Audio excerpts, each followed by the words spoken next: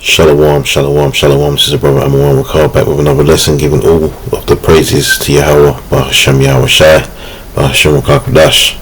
And as always, we give double honors to the apostles and elder bishops of Great Millstone who rule well. Peace, blessings, and salutations go out to the elect. So, I've been meaning to do this for a day or two now, man. Just, so I'm going to get it done now. Lord willing, it'll be edifying. So, these Edomites, man, especially these so-called far right wingers in Babylon, aka America, have this, let's just say Edomites in general, really, man. But this is really grounded in Babylon, the United States of America. I'm going to read what it's about, but I'm going to probably entitle this video, there will be a great replacement, right? It's not really a theory, but it's not going to go down the way that these demons actually, expect. So let's read what the great replacement conspiracy theory is.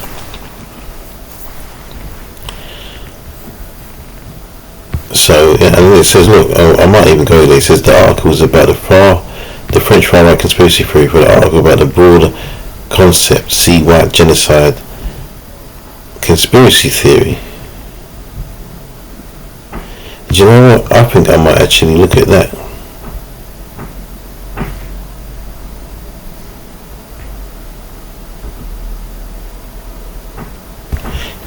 Because why focus on France when we can just focus on the whole of Esau Edom, man? At the end of the day, they are the nation of the wicked, man. All of them. If you're Edomite, you're of the wicked, man, and there's no redemption for you.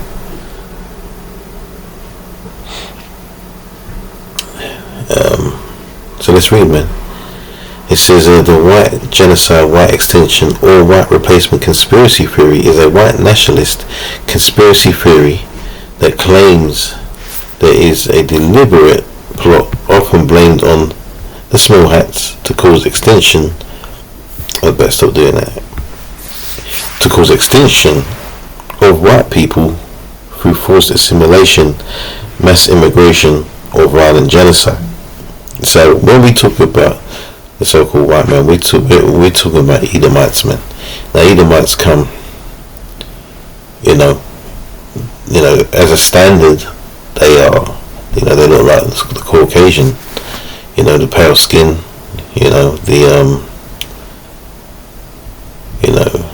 the stringy hair and whatnot, the leprous skin, man, the clean lepers. But as we know, you are what your father is, man. So you can be an Edomite, and your great grandfather has married, a woman of, let's say, colour, as they like to say, and had, had your grandfather, who in turn was an Edomite still, and married another woman of colour, so on and so forth, until you came around and you could be as dark as me, or any other brother that you would deem as a so-called Negro. Right, but your lineage will go back to, the Edomites, man. Numbers 1 and 18 tells you that, you're called through the house is determined by the name of your father, man. Or your lineage is determined by the name of your father. Let's read on, man. We don't need to read too much of this. It says it purports that this goal is advanced through the promotion of miscegenation, interracial marriage, mass non-white immigration, assimilation of immigrants, racial integration, low fertility rates, abortion, pornography, LGBTQ identities, governmental land confiscation from whites, organized violence, and eliminationism in majority white countries. And now the whites in America now are around about 53%, the majority, only 53%. Right? So if this war was to go on like they believe it will, give give it, I don't know, maybe as an estimation, a guesstimation I should say, maybe another 4-5 years, that balance could change. The percentage could be on the lower half, in the 40s. And this is what they fear. They fear that, man. And why do they fear it? Because they believe everybody is as wicked as they are. So they really believe that if that was to be the case, and the ruling class would be people of so-called colour, as they like to coin us, that we would do to them what they've done to us. Well, when in truth, that's kind of what's going to happen. But there's only one nation that's going to take part in that pleasure, that privilege, and that's the nation of Israel, man, for what they've done to us. It says, under some theories, black people, non-white Hispanics, East Asians, South Asians, Southeast Asians and Arabs are blamed for the secret plot, but usually as more fertile immigrants, invaders or violent aggressors rather than the masterminds. See, so even when they want to blame us, they still don't want to give us the credit for having the intelligence of even doing something like that, which we're not. This is the work of the Most High, man. He's really put that spirit in them to have that fear, man, and then rightfully so, because they're going to go into some serious captivity, man. They will be replaced, and then they will be gone, and we're going to get the precepts of the scriptures on them. White genocide is a political myth based on pseudoscience, pseudo-history and ethnic hatred, and is driven by a psychological panic often termed white extinction anxiety. That's what they fear, man, and it's not just fear, it's guilt. They're guilty for the shit that they've done on this earth. And even though they try to say, well, it wasn't me, I didn't have slaves or whatever, they know what their people are about. You know, they know what their people are about. History tells the tale. Colonialism, slavery, wars, you know, invasions, unrighteous decrees, man. But look, it says objectively, white people are not dying out or facing extermination. The purpose of the conspiracy theory is to justify a commitment to a white nationalist agenda in support of calls to violence, 100%. But yeah, I mean, listen, they, according to statistics, which I'm not going to bother getting, but their numbers are dwindling through reproduction or lack of. The fertility rates are low in them, man. You know. And it's Johann Blumenbach. This is the guy that created the races, man. These races.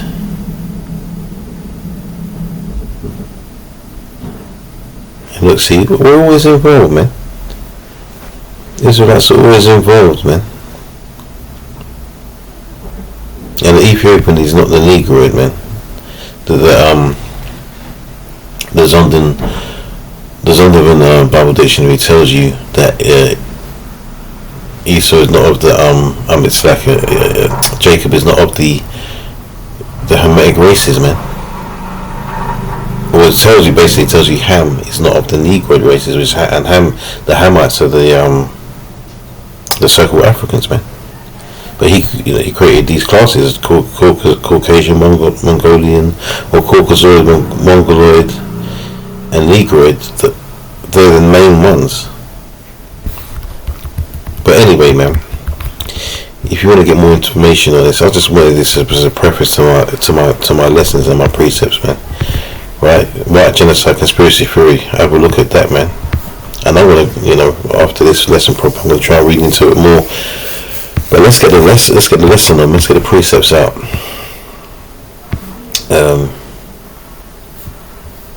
Let's start.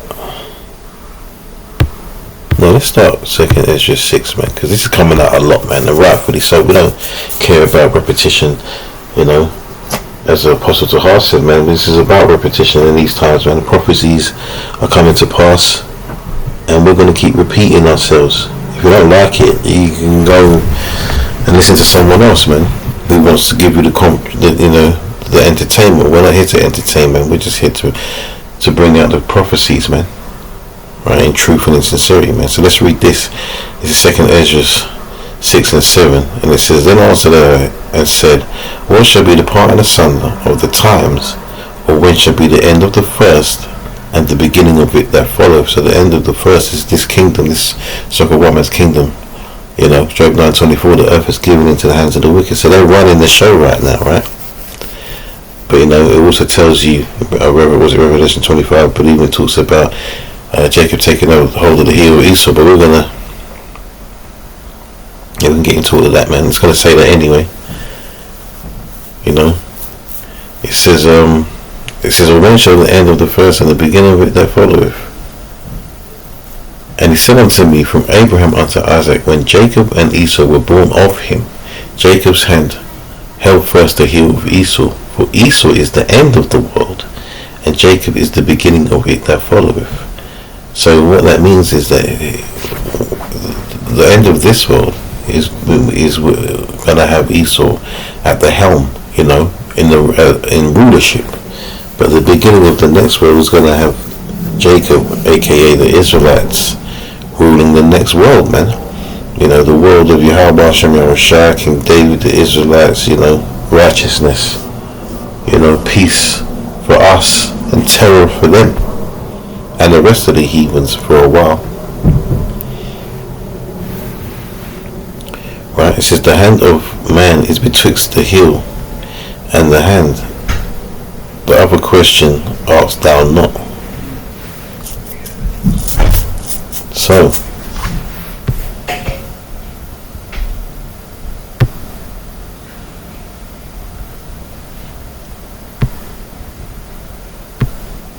don't know why I got this page open for, but anyway,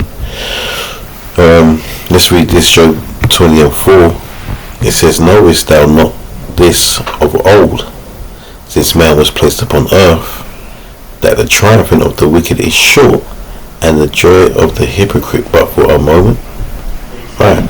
So their reign really has not been a long one. It's been a very short one, and look at the amount of damage they've managed to do in this short space of time, man. You know, they've ruined the earth. They've pillaged everywhere. Their murder rap is unbelievable. Right? There's no one like it. Mass murder of the ages, man. Right? It says, Though his excellency mount up to the heavens, and his head reach unto the clouds, yet he shall perish forever like his own dung. They which have seen him shall say, Where is he? You know, I really should have went to Obadiah first, but I want to get it anyway, man. Because, you know, it speaks on their demise. You know, they're gonna not be around anymore, man. Right?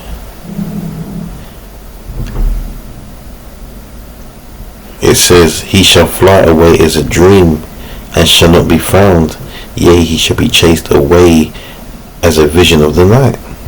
The eye which also saw him shall see him no more, neither shall his place any more behold him. Right? So what does that mean? It means that he's not going to be around anymore. There's going to be a time where there's going to be no more Edomites. They are the seed of the wicked, right? So in order for the kingdom to have a righteous rulership, like, you know, that doesn't mean that the other heathens can't go off and do sins, right? But there's a difference between we sin, right? But we're not the seed of the wicked, right? They are the seed of the wicked, right? Alright? Which means they're born to do nothing but evil. They're created for evil, right? But we can't have that in the kingdom.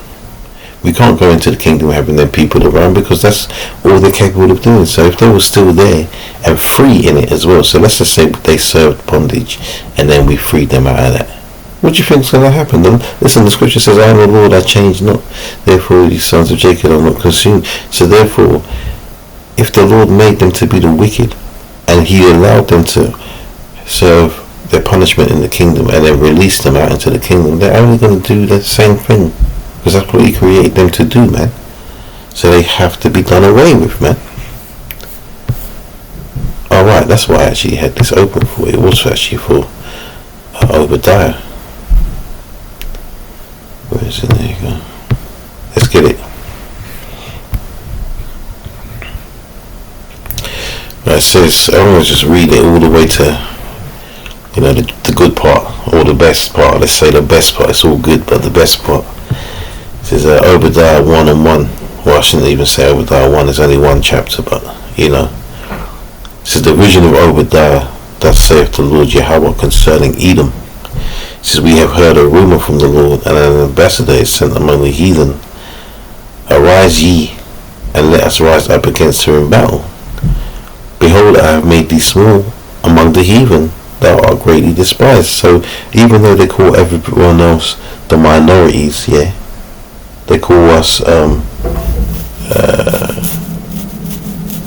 ethnic minorities, but they are the actual minority on the earth. They are the smallest number. They are the smallest in number in regards to a people on the earth. Alright? And that's a fact. It says, the pride of thine heart have deceived thee, thou that dwellest in the clefts of the rock, whose habitation is high, that saith in his heart, who shall bring me down to the ground?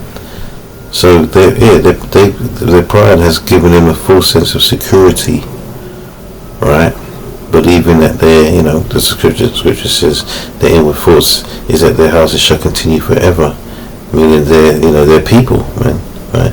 They call their lands after their own names, right? So they believe that their tribe will continue in rulership forever. They believe they're always going to be the dominant race, but that's not true. As we just read in Job, right? They shall fly away as a dream, right? Verse 4 says, though thou exalt thyself as the eagle, and though thou set thy nest among the stars, thence I will bring thee down, saith the Lord. Yeah, I mean, look, they try and, they put themselves above everybody else, man. They want to do all this space station and intergalactic traveling, and that's their faults, man.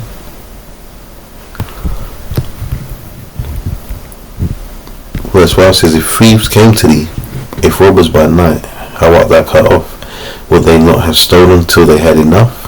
If the grape gatherers came to thee, would they not leave some grapes? So our traditions, or maybe you could even say our laws, man, right? When you're cleaning the grapes, man, when you're picking the grapes, or anything for that matter, you always was to leave some for those that didn't have any, that for those that were of the poor, man, or the needy, so they could eat, right? As much as there's going to be a hierarchy, or there would have been a hierarchy back in the day, and there's going to be a hierarchy in the future for Israel, that doesn't mean that the Lord wants to see any of his people starving, man. We're supposed to take care of one another. So yeah, but Esau's not like that. He doesn't know when to stop. He'll keep taking and taking and taking until there's nothing left, even when he doesn't need to take. I mean, look what he done with the Gadites, man, slaughtering all the buffalo, man, just so they couldn't survive. They'd rather kill all the buffalo, right? And them Edomites had harsh winters in that, because they didn't even know how to survive. So they set snares for themselves, man. They shoot themselves in their own foot. That's how wicked they are.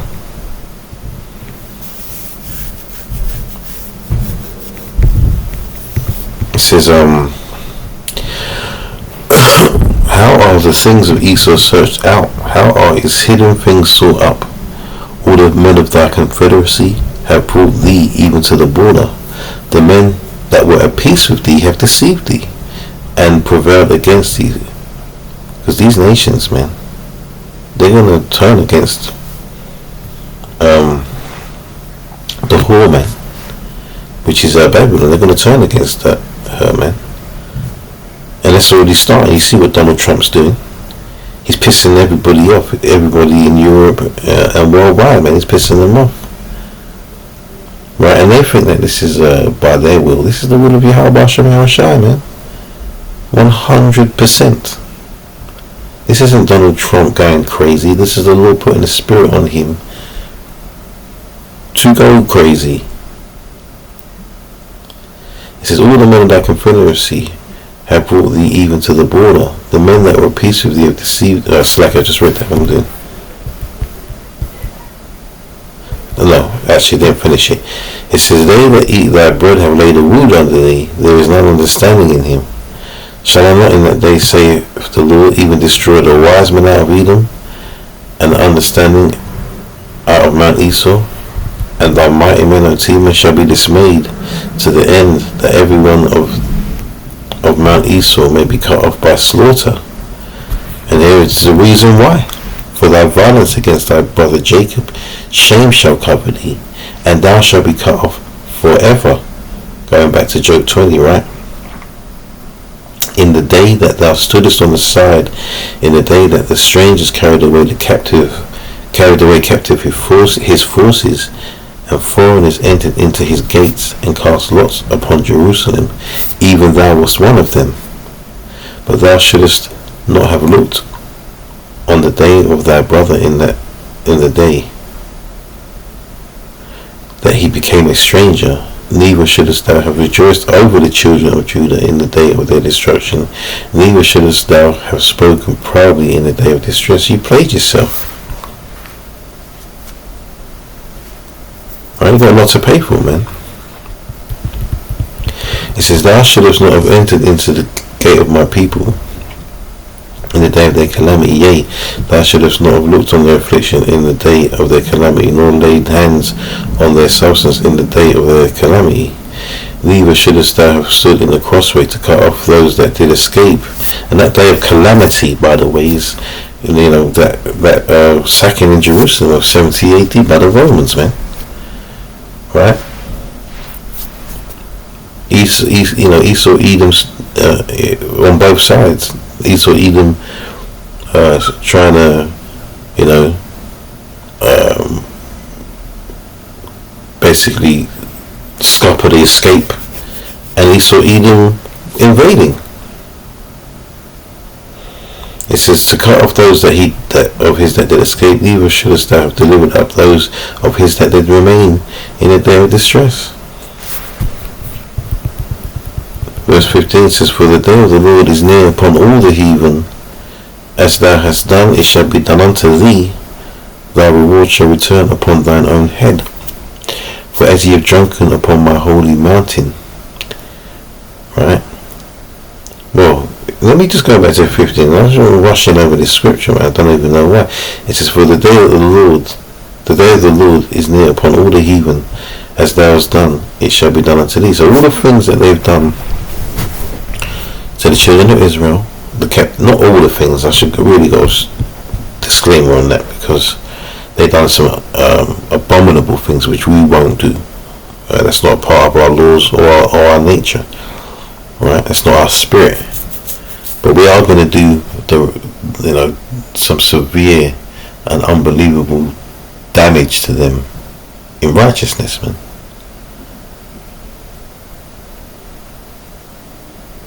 Right? So that's when it says that reward shall return upon their own head. All the things they've done shall be returned upon them, man. Captivity, the deaths and destruction and just misery is going to be heaped upon them, man. Verse 16 says, for as ye have drunk upon my holy mountain, so shall all the heathen drink continually. Yea, they shall drink, and they shall swallow down, and they shall be as though they had not been. Right? And Job 20 again. Right? It's going to be like it says they shall fly away as a dream, man. When I talk about dreams, I'll speak for myself. There's two things where you can do it at night time. You can either dream or you can have a nightmare, man. And a dream is something that you enjoy. Right? So when it says they shall fly away as a dream, that's going to be enjoyable, man. And it's not just that, it just means that they're going to be like a distant memory. It's gonna be something like, oh, gee, one day we might be just chilling, or we're always gonna be chilling in the kingdom. So let's just have that right. Well, we're gonna be chilling there, and one day someone might just say, hey, you could be just sitting there, enjoying some nice, exquisite food, or drinking a nice, premium. We're gonna be drinking that premium yayan, or in other words, that's wine, in the Hebrew, man. We're gonna drinking that premium wine from them flagons, man, in the kingdom, man. And someone might just turn around and say, hey, do you remember? And we're speaking in the Hebrew, by the way. Do you remember the Edomites? And someone, damn, man. Yeah, I remember them. Could you believe that them guys were ruling over us and ruling over this earth? And now they're just not even around anymore? And then we give all praises and all glory to Yahweh Hashem Yahushai for that. Because it's all of the Lord, man. And we're going to be just so, that feeling of knowing that we're never going to be removed from our seats. Right? We're never going to be removed from our thrones. Why? Because they're gone. There will be no one to come up against us.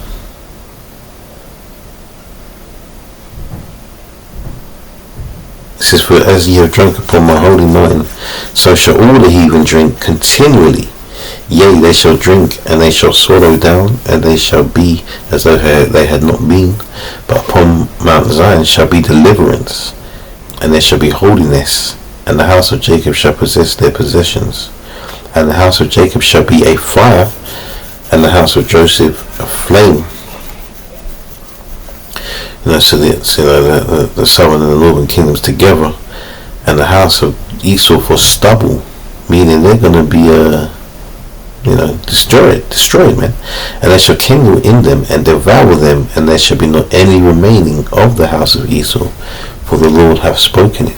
So there you have that. I'm going to end it. I'm not going to end Obadiah there, but just to speak on that last verse real quick. The Lord is going to use us, in the kingdom to destroy them, man. First we have to break them down.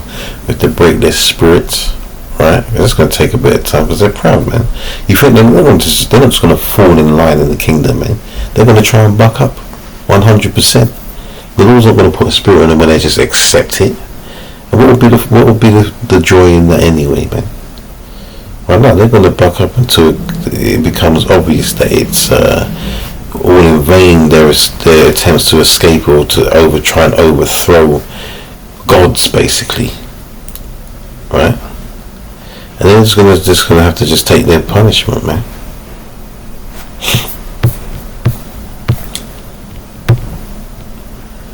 Psalms 2:1, it says, why do the heathen rage and the people imagine a vain thing?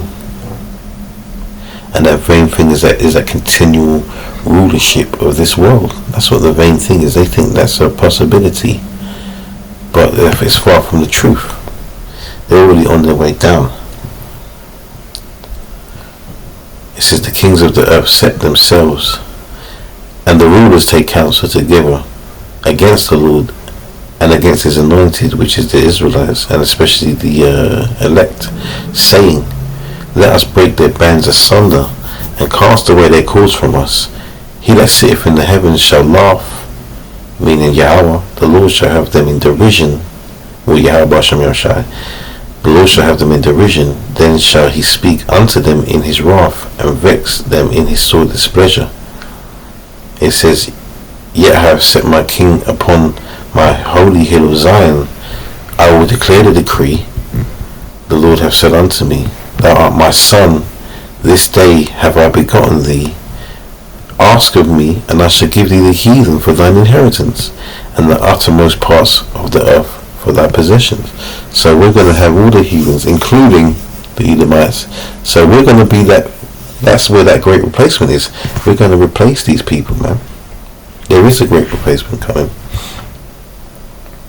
but just not how they imagined it. If they think these other heathens, are going to come and get any part of the kingdom like this earth and rule it. They're out of their minds, man. It ain't for them either. They're gonna have captivity too, because Psalms 83 tells you that all the nations are confederate against Jacob, man. Right, so they're gonna have to have their turn of that pain and punishment too. Right. So we're gonna own everything and everyone. We literally be owning these people, man. Don't they have us in possession?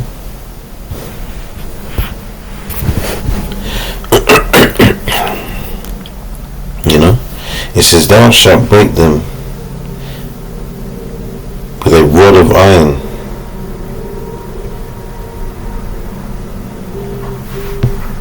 Thou shalt dash them in pieces like a potter's vessel. Right.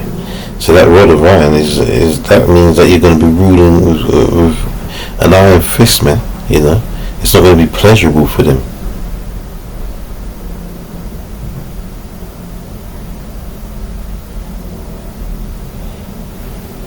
It's going to be very, very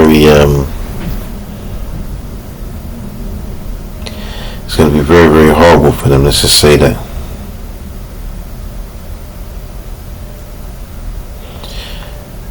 And we're going to enjoy it. So let me finish off.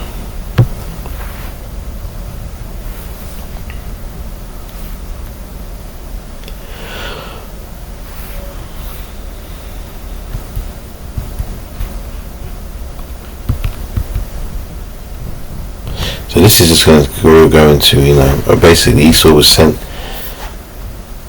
as a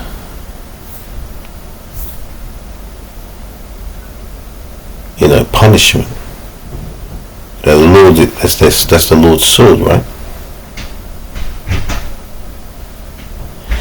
So let's read this. Jeremiah 25:27 says, therefore thou shalt say unto them, thus saith the Lord Yahweh of hosts, the power of Israel, drink ye and be drunken and spew and fall and rise no more because of the sword which I will send among you. So this is like that curse, man. From going back to Deuteronomy 28th chapter and the 15th verse.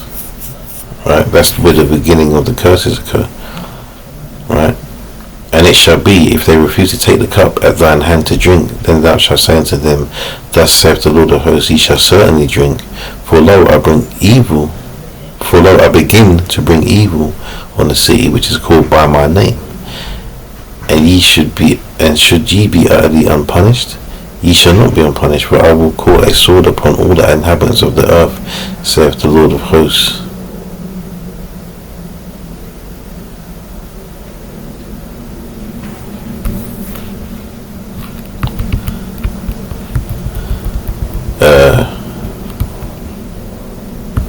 Verse 30 says, therefore prophesy thou against them all these words, and say unto them, the Lord shall roar from on high, and utter his voice from his holy habitation. He shall mightily roar upon his habitation. He shall give a shout as they that tread the grapes against the inhabitants of the earth.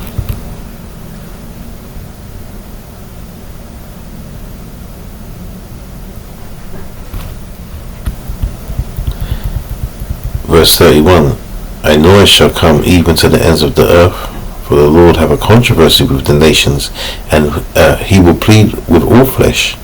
He will give them that are wicked to the sword, saith the Lord Yahweh.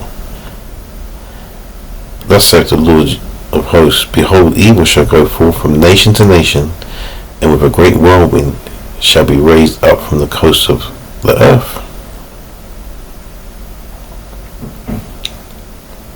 I mean, that's really the point, I'll read that verse 31. It says, a noise shall come even to the ends of the earth, for the Lord hath a controversy with the nations, and he will plead with all flesh.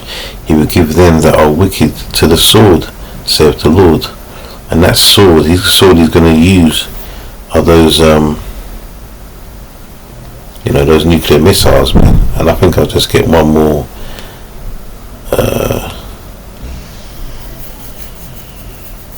one more scripture on that, and then I'll close out, man. Let's just quickly go to Jeremiah 51 and read that from there. It covers it quite good, nicely, you know.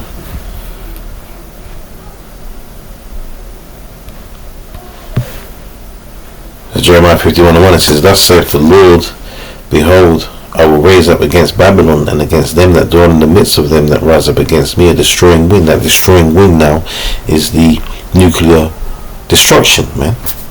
Alright? It says, "And I will send unto Babylon fanners that shall fan her." And you fan the flames, man. So it's going to be pure and utter destruction and fire and frenzy, and just, it's not going to be good for that place, man. "And shall empty her land, for in the day of trouble they shall be against her round about. Let him that bendeth, let the archer bend his bow. Slack it against him that bendeth, let the archer bend his bow, and against him that lifteth himself up in his brigandine. And spare ye not her young men, destroy ye utterly all her host," meaning her armies.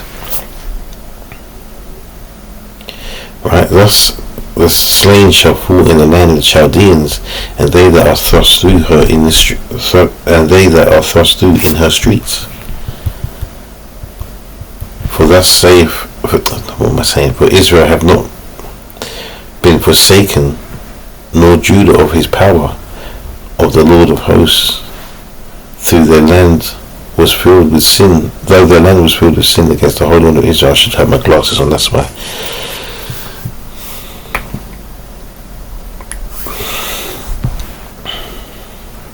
So yeah, the Lord is still with us, man. The Lord has never been with it. It's never been a case of God bless America. Even though He has given them a blessing, it's only for a brief time. Right? It's that manifest destiny, what they think they have. Yeah, that was manifest destiny. I suppose you could say that. But to a the scripture says, I'll get it actually. I won't even say it. But yeah, man. The Lord hasn't forsaken us, right? It says, "Flee out of the midst of Babylon, and deliver every man his soul, be not cut off in her iniquity. For this is the time of the Lord's vengeance, He will render unto her a recompense." Right? "Babylon hath been a golden cup in the Lord's hand, that made all the earth drunken. The nations have drunken of her wine, therefore the nations are mad." Right? Because all the backwards teachings and philosophies and doctrines that they want to spread around the earth, man, they've made this place crazy. So it's a madhouse. "Babylon is suddenly fallen and destroyed. Howl for her, take balm for her pain, if so be she may be healed. We would have healed Babylon, but she is not healed. Forsake her, leave her, man. Just forget about Babylon." And that's why we say that. Forget about this world, man. It's about to get destroyed. Right? "And let us go, everyone into his own country, for her judgment reacheth unto heaven, and is lifted up even to the skies." Yeah, the Lord is, seeing, man, what's going on, and He's pissed, man. But look, man, I'm not going to read all this, let's make the point. But let's just get one more precept, man. Alright, let's go back to where we started, in Job. But we'll go to the 26th chapter, man. No, it's left, what am I talking about? Job, the 14th chapter.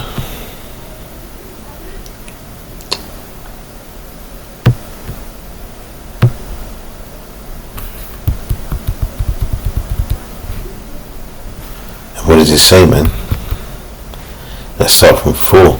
Job 14:4 says, "Who can bring an unclean thing who can bring a clean thing out of an unclean? Not one." You can't change these Edomites, man. A leopard cannot change his spots. Alright, verse 5 says, "Seeing his days are determined, the number of his months are with thee. Thou hast appointed his bounds that he cannot pass." So there's a limit to their rulership, man. And it's coming to an end. As we read in 2nd Ezra, the 6th chapter, man. And we're in that time now. That's why they're losing the plot. literally. Anyway, man, I'm gonna close out on that. And yeah, man, all witness is edifying. You know, as always, we close out and we see all praises to Yahweh Bashem Yahushua, man, Bashem Kakwadash, and Shalom. Until the next one, man, Shalom.